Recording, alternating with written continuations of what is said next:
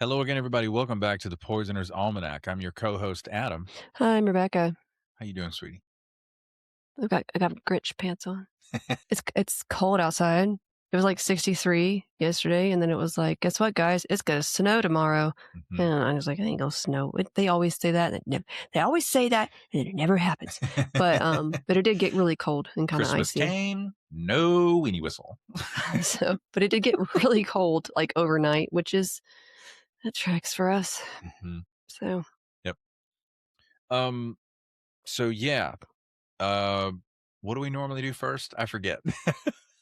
who am I? Who am I? What's going on? Let me jump into some housekeeping for the old podcast. How does that sound? Sure.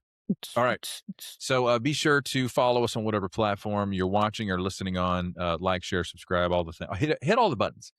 Like, Thank you in advance for leaving 5-star reviews on a podcast platform like Spotify. Make sure to follow us on socials. We got links in the show notes for our personal socials and for the podcast socials.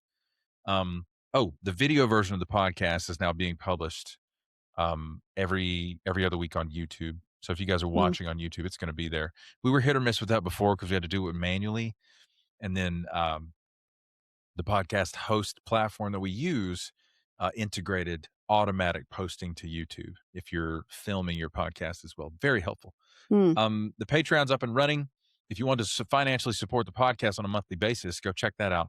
We have 3 different tiers with all sorts of fun stuff included in each one of them. fun. And one for the people at the $1 tier, the lowest, when you get part of that tier is getting shouted out by name on the podcast. And they are as follows: 87 Pens Girl 71, Mara Santiago, Grace Lahan, Genevieve, Nahev Shatrit, Jay Wentinck and Hafner, Kira Yorsek, Tay of Sunshine, Monique, Sue Steves, James Mills, Megan Geiler, Liz B, Willie Wolf NZ, Nicole Rivers, Richard Miyako, Sasha Rubel, Maya Shostak, Maggie Yarm, Ogre the Viking, Lynn Rocket, Brett Moser, Zaid, Neil Houdini, Nicole Crane, Jefferson Vargas, Carmen Q, Sarah G, Knit Ninja, Estar, Olive Octopus, Betsy Rich, T-Bug, Christine Moljani, Morgan Brittingham, Blau Frosch, a.k.a. Clara Jurisons, Vix, Anne Maria Clyde, Jennifer Wilson Richter, Too Fidgety, Wendy G, Elena MK, Caitlin Martin, Pungram 101, Minnesota SPT, Tasha, Stuart Slattery, Simone Valdez, Christian Skretagod, Boney. I meant Bonnie.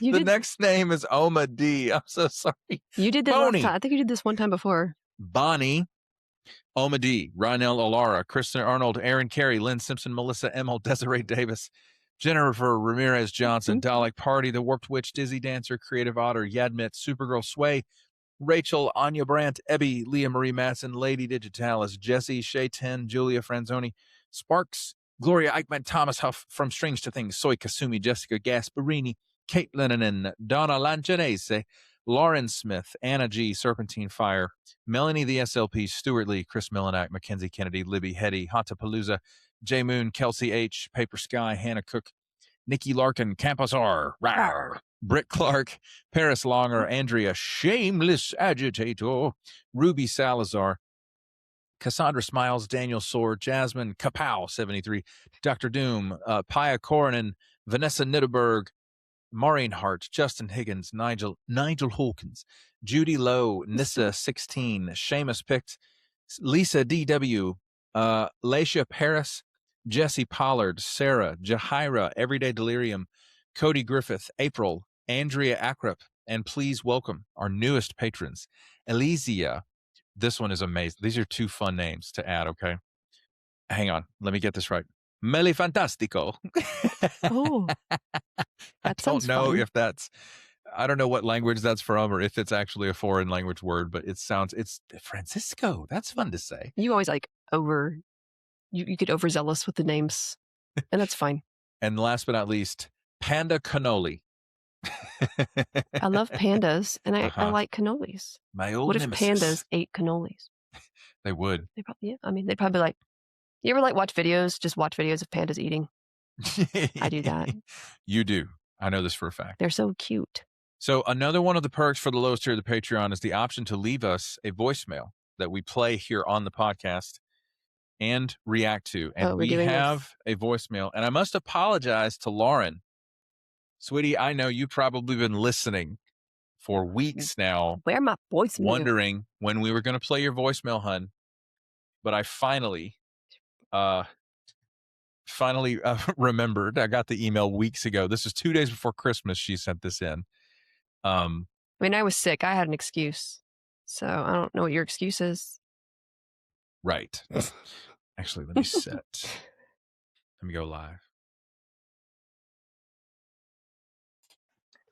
Hello. Oh, I just wanted to wish you all a very Merry Christmas and a happy New Year to all of you, Adam, Becca, Camilla, and Sadie. Yeah, I look forward to all the episodes that you have planned for the next year. There's so many. Yeah. Love the work, love the content, and love your guys' vibe. Yeah, Merry Christmas. Aw, wasn't that adorable? I love the accent. Oh my God. Ooh. Love the work. That's my favorite part. Is it Welsh? I don't know. I'm guessing, and this is just me being a dumb American, I'm guessing the north of England. North of England. It feels like the north of England. I hope I didn't make anyone mad by saying Welsh, because I know some people are like, oh, they don't confuse us with that. But I don't live there. Love the work. I just enjoy, Lauren, I just enjoy, it tickles us part of my brain to hear just an authentic British accent. There's many accents that tickle my brain, but yours definitely does. Love the work. we've been watching Staged. Yes. With David Tennant and Michael Sheen. Mm-hmm. I always want to say Martin Sheen. Who is Martin Sheen? Another actor. Okay, well, I don't. Yeah. I don't. Charlie Sheen's dad. Oh. Interesting dynamic there, but yeah, it's a great show. I love him. I know I'm late to it because it was around big COVID lockdown time when they were doing that. But I thought when you would find clips of that show, I thought it was just short form video that Michael Sheen and David Tennant were just screwing around with during COVID because there was nothing else to do. I didn't know it was a TV show. Yeah. So, Lauren, thank you. Merry Christmas to you too. Hope you had a good holiday. And that will bring us to today's topic, sweetheart. What do you got? Well, my working title for this episode was "Did It Happen?" because we're talking about some known and unknown poisoning schemes that are out there that people are constantly saying, did that really happen? That kind of thing. And a lot of these are connected to possible government secrets or conspiracies, that kind of thing. But there's also some that are more suburban and local to small towns.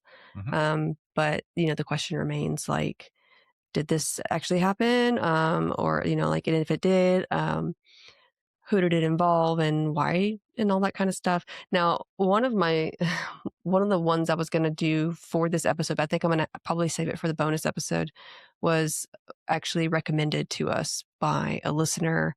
And it was she'd mentioned the Mad Gasser of Mattoon. I think I'm saying that right. I've never been to, I think it's in Illinois. But I got that's a very interesting one. I think it'll be great for the bonus episode, mostly because I got really deep down some rabbit holes in the stuff I started talking about. So I am going to touch on that one, and it'll probably be this week on the bonus episode. But I'm going to start at the moment. I want to start with Plum Island for now. This is one I've been kind of looking into.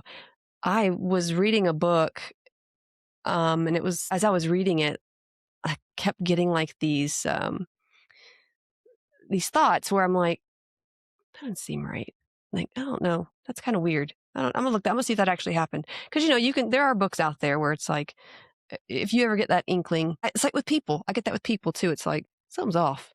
Something's off. You do get that. I do that with books too. Especially if it's nonfiction, I'm like, who wrote this?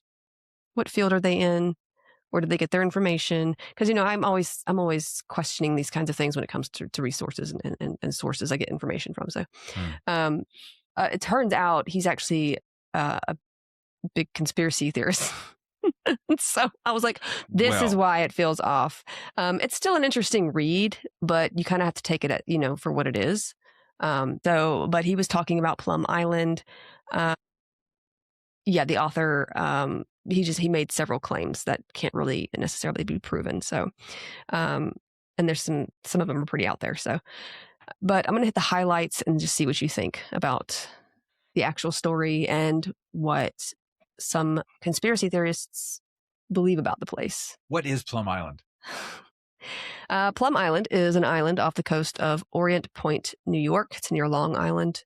It was purchased by the U.S. government in the 1950s, and it's been the site of a research facility known as the Animal Disease Center since 1954. The main purpose of the research there centered on foot and mouth disease, which can be devastating to livestock. And we're not talking about hand, foot, mouth disease. That's a human virus. It affects humans. A lot of kids get it. It's very contagious. I literally didn't know that was different. Yeah, it's different. Wow. Okay. Yeah, hand, foot, mouth you see in kids at nurseries, daycare centers, things like that, because it is very contagious among kids. And adults can get it too. It's usually in children, though. Mm-hmm. And it's not, you get it, it goes away. It's annoying, but it goes away. Now, foot and mouth disease is a different virus that is pretty severe. It's highly contagious among animals like cattle, sheep, goats, pigs, deer, all of your cloven-hooved critters like that. It's an animal disease, and you, as humans, we're not at risk to catch it. But foot and mouth causes fever, drooling, loss of appetite, lameness, and blisters and sores on the tongue, mouth, and hooves in these animals. It can also lead to spontaneous abortions in livestock, as well as sterility. It could be deadly to younger animals. Again, it's highly contagious among animals, and while most infected animals do survive, they're left weak and unable to produce the level of meat and milk prior to infection. So it's a problem, economically. It's a problem for the food production and such like that. So this was the main purpose of study for this particular site, according to the U.S. government. Okay. Mm-hmm. However, a book was written by this science writer. It just said science writer, and I went and looked her up, and I think she's got like a couple of degrees in engineering somewhere. But in terms of science writer, it's just like she's a science writer. Anyway, her name's Chris Newby. Okay. That's got to be annoying to have that level of ambiguity. The book that she wrote, it's called Bitten, The Secret History of Lyme Disease and Biological Weapons. But she is trying to connect Lyme disease to biological weapons with the intent of arguing that it's a result of such tested on at facilities like the Plum Island lab. And she bases most of her claims in this book on an interview with Willy Bergdorfer. He was a PhD. He was the researcher who actually first identified the bacterium Borrelia burgdorferi. It's named after him. And that's the bacterium that causes Lyme disease. He identified this around 1981. Within this interview, she loosely claims that he suggests Lyme disease might have originated as a biological weapon or some government experiment gone wrong. Okay. Now, she labels the book as a true story, which really irks me because... Is it though? It seems very ambiguous. Like, is it true that she was diagnosed with Lyme disease after being bit by an unseen tick while vacationing at Martha's Vineyard? I mean, she says so, and that's, I can see that being a true story. Fine. Sure. But then calling the rest a true story based on one secondary source who was also near the end of his life. He died in 2014, and he was dealing with severe Parkinson's at the time. Just seems it's not really something I would do, For reference, Parkinson's does involve cognitive decline, especially in later years when Parkinson's disease dementia can show up or, worsen and all that. Yeah. But like I said, the book is well written, and so it won like 3 awards in the journalism category, but it's just based on this theory of a woman claiming that the doctor who discovered the bacteria that causes Lyme disease told her in his later years with possible dementia that the government might have been responsible either intentionally or accidentally for Americans contracting Lyme disease via ticks back in the 1970s. But there is no evidence actually given for such in the book, apart from like belief and speculation and just this possibility being there.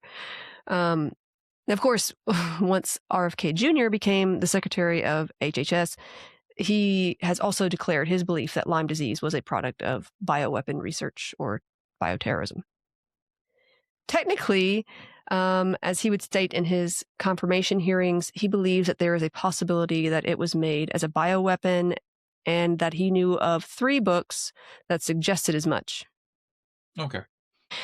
So there was this uptick of cases. No, Ayo. pun intended. Look, I hate ticks, okay? I cannot stand ticks. Leading the witness. Ticks are awful. And they cause more than Lyme disease. There's lots of tick-borne illnesses that we have not yet hit on. But there was this uptick of cases in Connecticut beginning in the 1970s. It was in Lyme, Connecticut, specifically, which is where Lyme disease gets its name from. But the reality is that genetic testing of Borrelia burgdorferi has consistently shown that Lyme disease has actually been around and circulating in forests in North America for at least 60,000 years. I mean, that's pretty old. Studies from 2009 revealed that the Ixodes, these ticks, and Borrelia burgdorferi, it's just fun to say, were present in the northeastern and midwestern regions of the U.S. in pre-colonial times and many thousands of years before European settlements were even established in the U.S. It's been found in museum specimens of ticks and mice collected in the Northeast as far back as the 1940s. It's also been found in that 5,300-year-old human mummy that they found in the Alps, Otzi. You ever heard of Otzi? No, I think we did a bonus episode on him a while back. That explains it. But the thing is, just because a diagnosis for something is made, like something gets a name finally, that doesn't mean the disease is new. No. You know what I mean? Like, it simply means that the collection of symptoms has finally been recognized as connected and given a name. You know what I mean? So, we do know that the incidence in the New England area has consistently been higher than in the Midwestern regions, even though the same ticks carrying the same bacteria are present. This has been believed to be due to animal ecology and or human behavior, though. Like, how often are people out near tick-infested areas, for instance? Maybe people hike in the woods more often in one area as opposed to the other, where farming on the plains is more common. Or perhaps the use of pesticides and clothing, certain kinds of clothing prevents critters is more common in certain areas, Now, because the best way to avoid ticks is, spray with some pesticide, some, bug spray, and wear your socks over your jeans, that kind of thing. And it don't look cool, but better than having, Lyme disease or some other tick-borne illness. Wow. George Banach, the retired chair of Stony Brook University's Department of Molecular Genetics and Microbiology, whose early research helped identify the bacteria, actually, has stated there's absolutely no grounds whatsoever to say that Borrelia burgdorferi, the organism that causes Lyme disease, came out of Plum Island. Now, this person, he actually worked with Dr. Willie Burgdorfer, from whom the bacteria is named for. The same Burgdorfer that the lady said told her, yeah, it's a bioweapon, but he was also, again, he also might have been in cognitive decline at the time. Homeland Security also wrote in a statement at the time, this bioweapon suggestion was made by RFK Jr. that the facility does not and has not performed research on Lyme disease. Now, there will always be people who don't and won't believe that because, the government is always up to something, And I get it. Government has definitely lied before. We've talked about cases where the government has lied before. And you know what? We're going to talk about some more in a minute. So stay with me. They suck. I get it. However, there is just no evidence whatsoever that Lyme disease was created in a lab and then released. And there is a ton of scientific evidence that shows that the bacteria that causes Lyme disease has been around for thousands of years, way before the American government even existed. In 1990, researchers from the Yale University School of Medicine examined museum specimens of deer ticks for the DNA sequencing specific to the bacteria that causes Lyme disease. It was found in 13 ticks gathered from Montauk Point and Hither Hills in the 1940s, before Plum Island's research center was even around.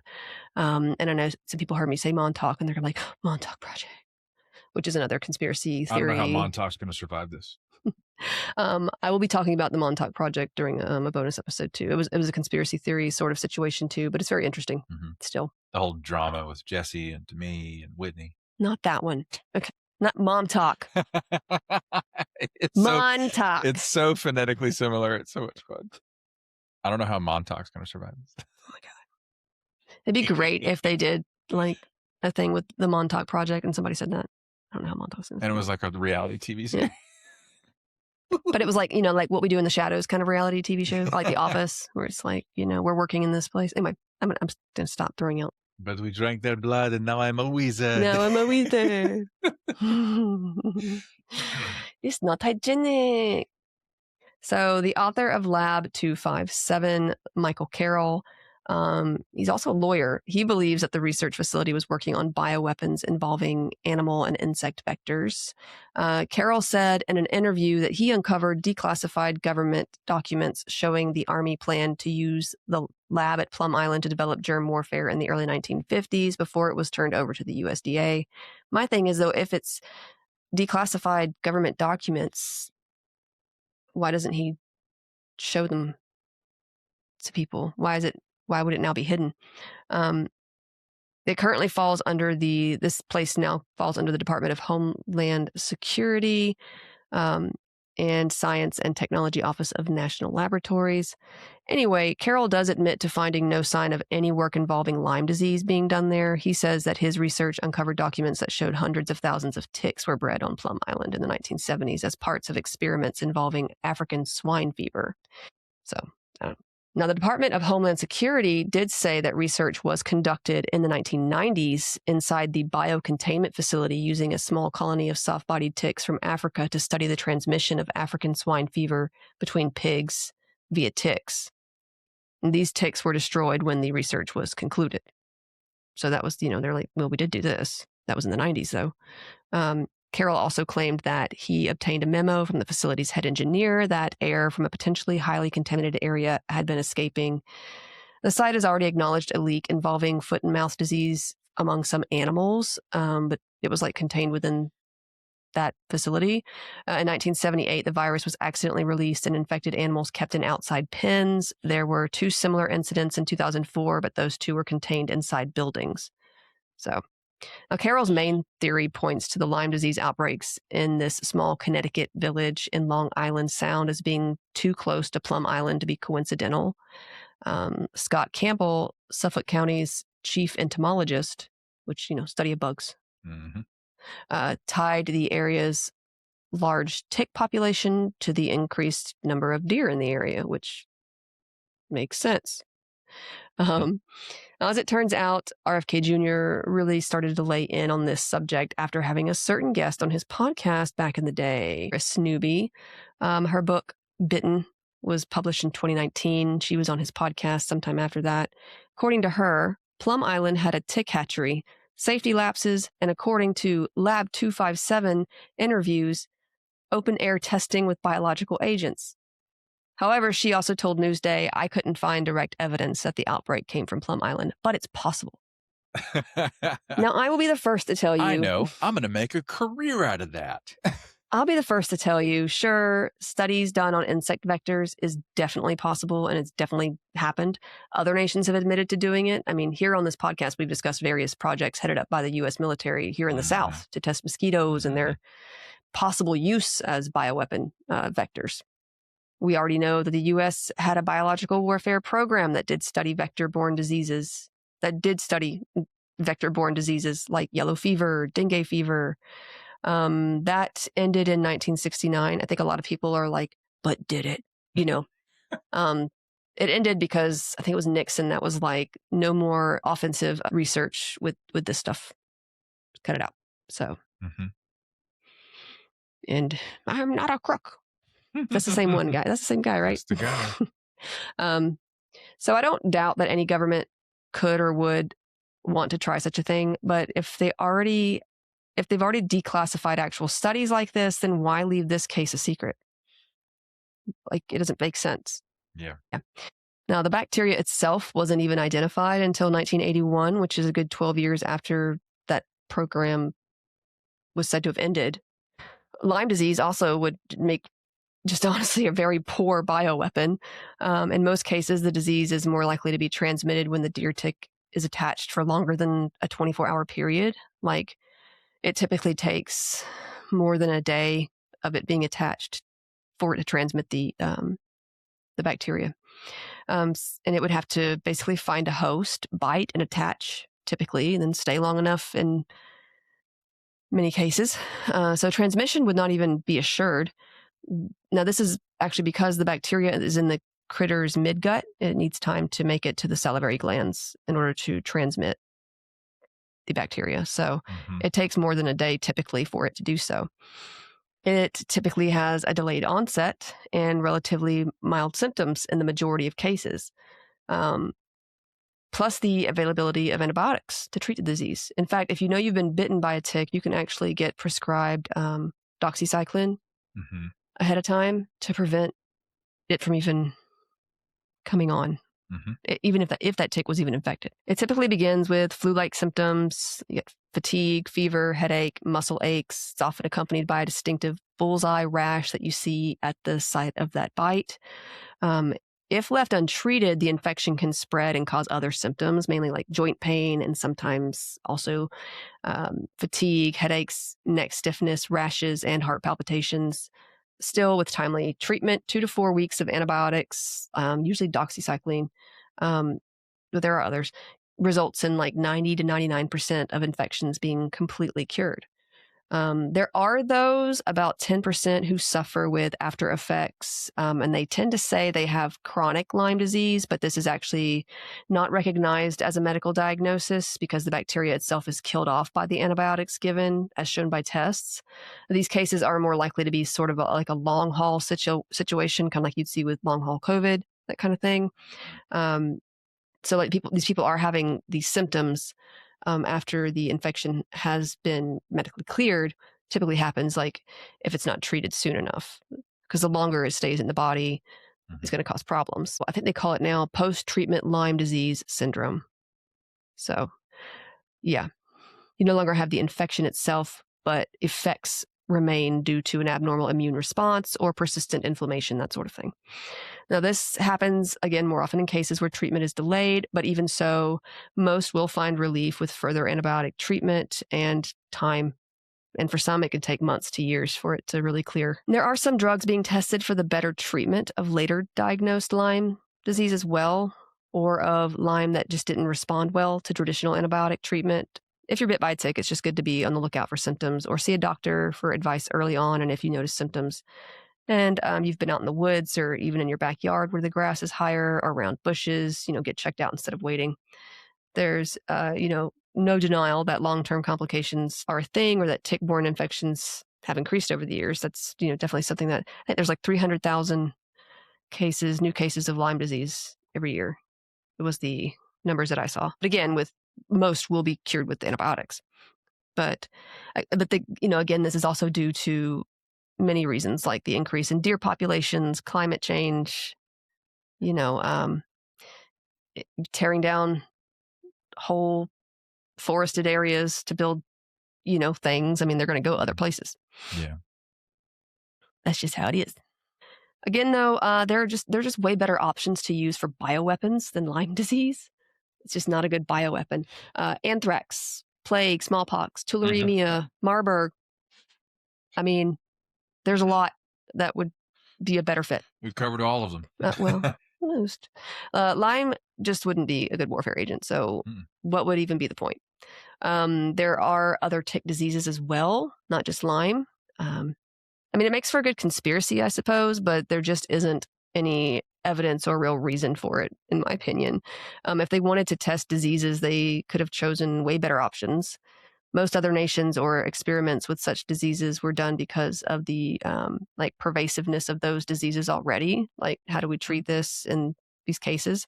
Typhus and plague were experimented with mainly to look for ways to protect a nation's own troops or population. If they wanted to infect whole groups of people, they could have, but this would also have been risky to themselves as well, if you think about it, because they're in close proximity to them. They're fighting them. Their own people will get sick too. Now, the main reason for considering any given pathogens for possible use as a biological weapon would be its ability to create terror or havoc within an exposed population. Horror, incapacitating symptoms and illness or death within a short period of time after it's released. And Lyme disease just isn't that. It sucks, but it's not, it's not a bioweapon. With RFK Jr. touting the conspiracies in the recent past, though, there has been this whole stir up politically as there's some other representatives. I think there's a Republican representative from New Jersey. His name's Chris Smith. Most generic name I've ever heard. Wanted to make an amendment back in 2019 to get the Department of Defense's Inspector General to investigate the whole Plum Island tick release theory with Lyme disease, right? I don't think it actually passed for various reasons, likely because it would have been a waste of time and money, like when you could be putting money towards research to help with Lyme disease itself, prevention and treatment. I do like what Dr. Eric Burnett said, though. He's an assistant professor of medicine at Columbia University Irving Medical Center. He said, there are no facts to support it, but infectious diseases are complex, and boiling it down to a conspiracy theory gives people a common enemy to focus on. So basically, the conspiracy theories remain because it provides a simple solution to a very complex disease. You wonder, how did I get this? You're kind of in a mourning period of, I hate that I have this, especially if effects are still around after, of course, treatment. Yeah. So yeah, there's the take on Plum Island and Lyme disease. Mm-hmm. Now, I said I was going to mention the government doing shady crap. So let's talk about that, because that's a conspiracy theory. But there were operations concerning chemical warfare testing that did occur in the States. Sure. And in Canada. Mm-hmm. And the UK. Sure. Lots of places. Especially during the Cold War. And these were known, one of them was known as Operation Large Area Coverage, or LAC. This is likely one of the instances that's led to a lot of the whole chemtrail conspiracies. Surrounding planes releasing poisons in the air when it's actually the trail of exhaust, behind the plane. Honestly, if they wanted to release chemicals like that, they could do so without you being able to see it. I promise you. So there's a fun thought for all of our conspiracy theorists. If they really wanted to, you wouldn't even know. And these people didn't know when they did these things. So now, Operation LAC was officially undertaken in 1957 and 1958 by the U.S. Army Chemical Corps. It involved spraying large areas with zinc cadmium sulfide, which was then believed to be safe, but is now known to be carcinogenic. Cadmium is a carcinogen. Now, this was done to determine how well and how far geographically biological or chemical agents could be dispersed. Basically, the U.S. Air Force loaned the Army this C-119 flying boxcar, and it was used to release materials in the atmosphere by the ton over the U.S. A typical flight line covering 400 miles would release 5,000 pounds of zinc cadmium sulfide, and the report on this operation mentions that there were 100 recorded hours of flight time during 1958 for this project, and just one of those 4 flight runs for that year covered a good 1,400 miles. So they had stations on the ground that tracked the fluorescent zinc cadmium sulfide particles. On December 2nd, 1957, a test was conducted but was considered incomplete due to this massive cold air that came down from Canada, and it carried the particles from the drop point, taking most of the particles back with it into Canada. Sorry, Canada. Military operators considered the test a partial success, though, because some of the particles were detected a good 1,200 miles away at a station in New York State. So, they were still able to, see particles that they had dropped somewhere in the States. A February 1958 test at Dugway Proving Ground ended similarly, but in a different direction. A Canadian air mass swept through and carried the particles into the Gulf of Mexico. Mm-hmm. There were at least 2 other tests, one covering the length between Toledo, Ohio to Abilene, Texas, and the other between Detroit, Michigan to Springfield, Illinois, and then on to Goodland, Kansas. According to Leonard Cole, an Air Force veteran, dentist, political scientist, and an expert in bioterrorism and terror medicine. He's been busy. An Army Chemical Corps document titled Summary of Major Events and Problems described the scope of Operation LAC. This document outlined that the tests were the largest ever undertaken by the Chemical Corps and that the test area stretched from the Rocky Mountains to the Atlantic Ocean and from Canada to the Gulf of Mexico. According to some, this operation led to possible illness and future disease and cancers. A U.S. government study done by the U.S. National Research Council stated in part, after an exhaustive independent review requested by Congress, we have found no evidence that exposure to zinc cadmium sulfide at these levels could cause people to become sick. Now, whether this is true or not, they basically sprayed the entire nation without consent or knowledge as an experiment, and that's wrong. Love that. As I mentioned, the EPA has since reported that cadmium sulfide was classified as a probable human carcinogen. Now, there were similar tests done earlier than this as well. In fact, if you want to look at like legit biowarfare testing facilities, just go to Fort Detrick. You know, it was the like U.S. Biological Warfare Research Center from 1943 to 1969. And I'm not much of a conspiracy theorist. I like to have evidence. I need evidence. Oh, yes. I'm not saying that people don't hide things, but I need evidence to point. You need a plausibility structure. So, among other activities, they produced and grew bacteria used for multiple tests across the country, starting on September 20th, 1950, and continuing until September 27th. The U.S. Navy conducted Operation Sea Spray, and they released 2 types of bacteria blown in from a generator that was on a ship off the shore of San Francisco. Based on you told me about this one. Based on results from monitoring equipment at 43 locations around the city, it was determined that San Francisco had received enough of a dose for nearly all of the city's 800,000 residents to inhale at least 5,000 of the particles. This concluded that if such an attack occurred with something like anthrax, it would be effective.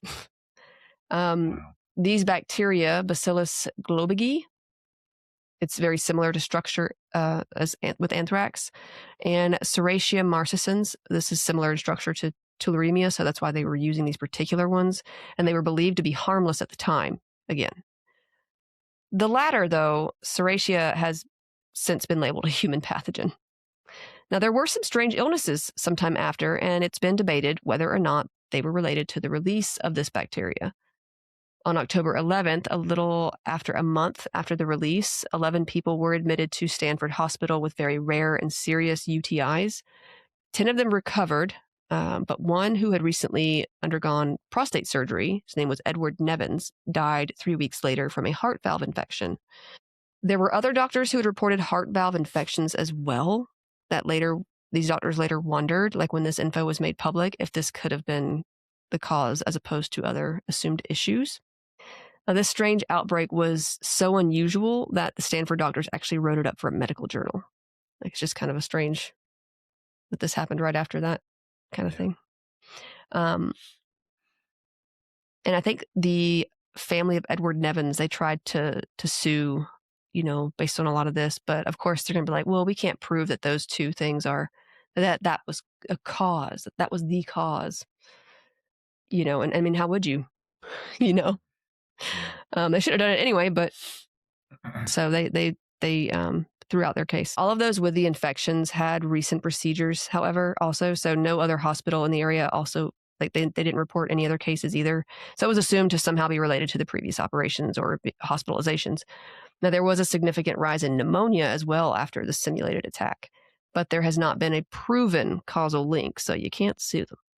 We do know now that Serratia marcescens can cause UTIs, respiratory infections, wound infections, infantile gastroenteritis, and multiple kinds of eye infections. Rarely, it can also cause pneumonia, meningitis, endocarditis, and osteomyelitis when it's like occurring with other issues.